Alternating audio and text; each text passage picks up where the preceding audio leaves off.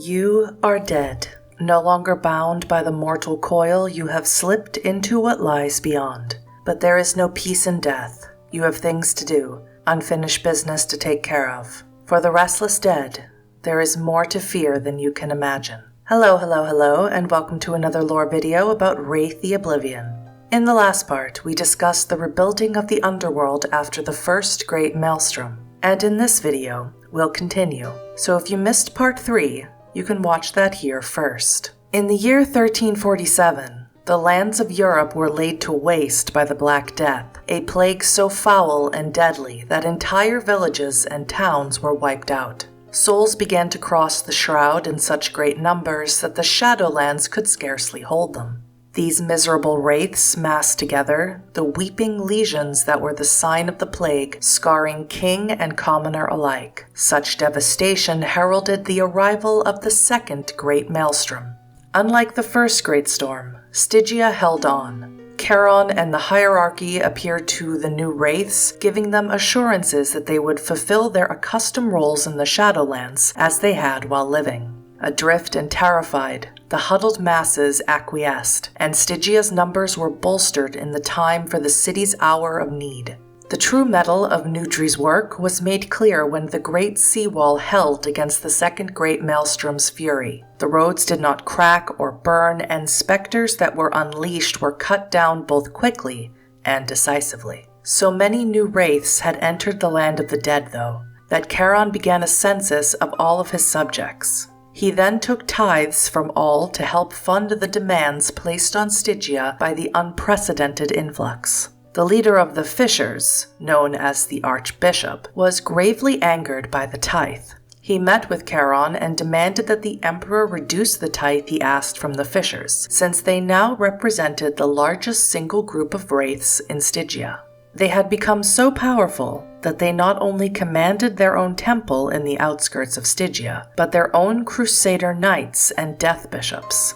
Charon knew they represented a threat to himself and his hierarchy, and that they had not been entirely truthful when recruiting wraiths to their ranks. Rather than reducing the demand, Charon ordered that the crusader knights be disbanded and doubled the tithe on the Fishers. For months, the Fishers' temple stood dark, with bands of crusader knights patrolling its grounds and defying Charon's order to disband. Then, as if by some unseen signal, they formed up as one and mounted a lightning raid on the Onyx Tower itself, Charon's home. The palace guard was warned of their coming by one of the crusaders, who saw his own companion's actions as arrogant and treasonous. The fully prepared palace knights had fortified the tower and overthrew the Fisher troops, stripping them of their mounts and placing those they routed in chains. The rebels were taken to the great lighthouse, where their chains were set alight. The prisoners' bodies burned there for all to see for 7 days.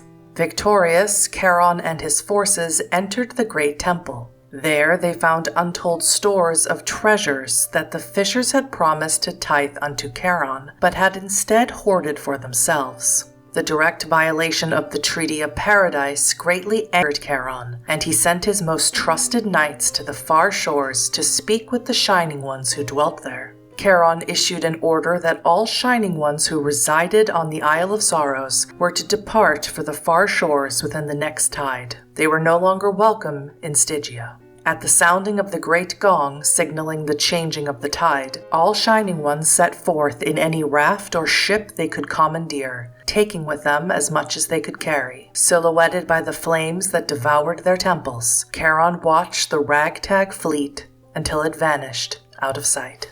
Eventually, the most horrible news Charon could imagine reached his ears. The far shores, as Charon remembered them, were tranquil realms where wraiths who crossed the sunless sea could find transcendence.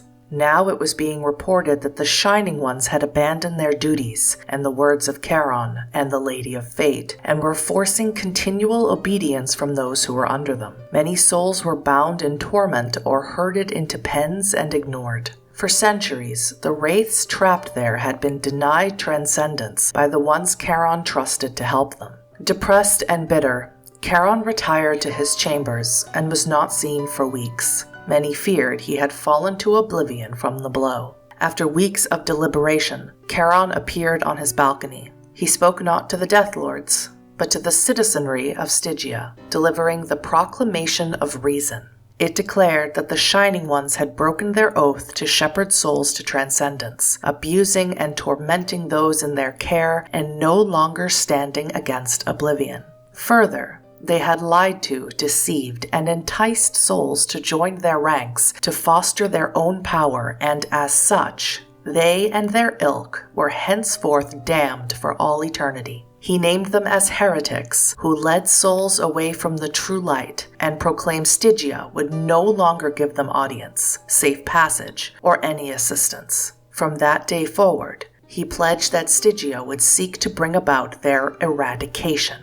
To enforce his decree, Charon formed the Magisterium Veritatis, or Council of Inquisitors. Taking as their model the Catholic Church's Inquisition in Europe, its members and agents were sent to root out and destroy any pockets of heretics and their influences.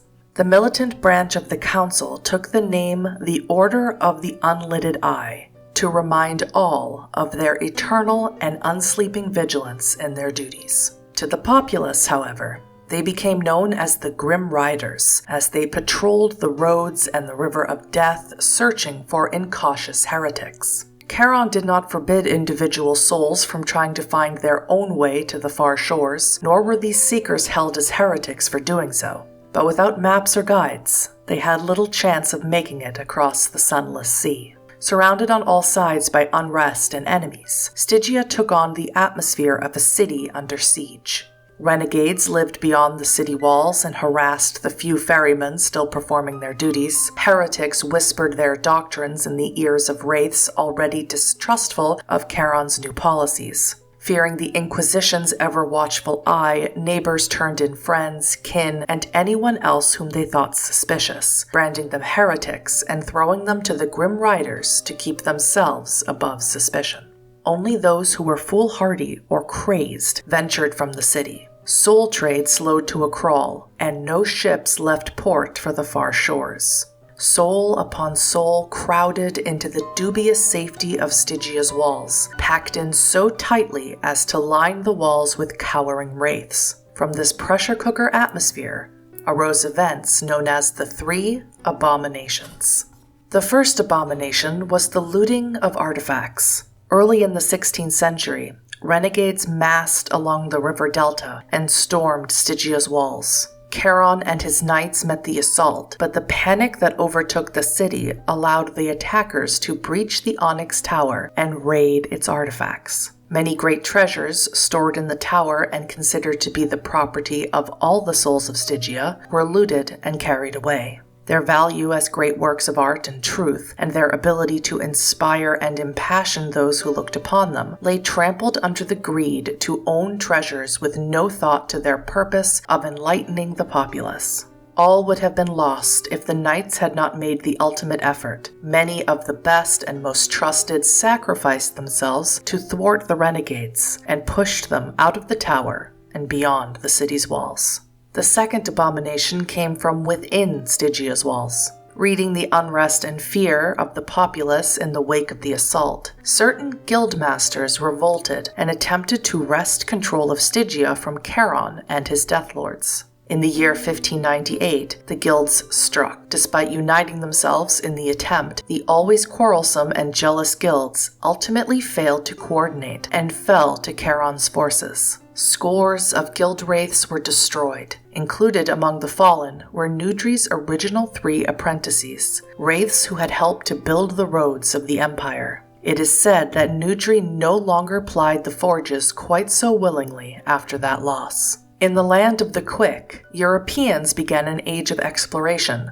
Mariners sailed across the Atlantic to the New World, finding new lands and discovering new races. They returned to their homelands with rich and exotic gifts, which whetted the appetites of Europe's monarchs and peoples for more. Charon and his Death Lords heard the stories of these explorations and sent emissaries across the Tempest, where they found a whole new kingdom, a dark kingdom of obsidian, as Stygia was the dark kingdom of iron. The official story holds that heretics and renegades fleeing the Inquisition came to those foreign lands skin-riding crews from Iberian ports. It is doubtful that no Stygian wraiths joined them, as pressures in the Dark Kingdom of Iron continued to build. The crews housing the skin riders fell into hate and fear of these strange new people, and the wraiths within descended upon the Obsidian lands. Their shadows grew uncontrollable as they made war upon the Obsidian wraiths. But it was the wraiths themselves, not their shadows, that commanded the devastation and murder. There followed decades of violence, piling slaughter and desecration atop larceny and pillaging. Reports of the brutality unleashed on the Obsidian wraiths finally reached Charon and the Deathlords. But before they could gather a force to cross the Tempest, the violence stopped. All was silent. All the Obsidian wraiths had been massacred, hurled into oblivion by the invaders. Their kingdom was totally destroyed in this third abomination, which became known as the Flaying. Emissaries returned with horrified stories of the utter annihilation of an entire kingdom from the Shadowlands. The heretics had committed their most heinous crime, obliterating an entire world. In the next Wraith the Oblivion lore video, we'll continue discussing the history of the Underworld and the great maelstroms that have plagued it. I make World of Darkness lore videos multiple times a week, so if you enjoyed this video, please consider subscribing. And as always, thank you so much for watching. Remember, Restless Dead, life can get worse after it ends.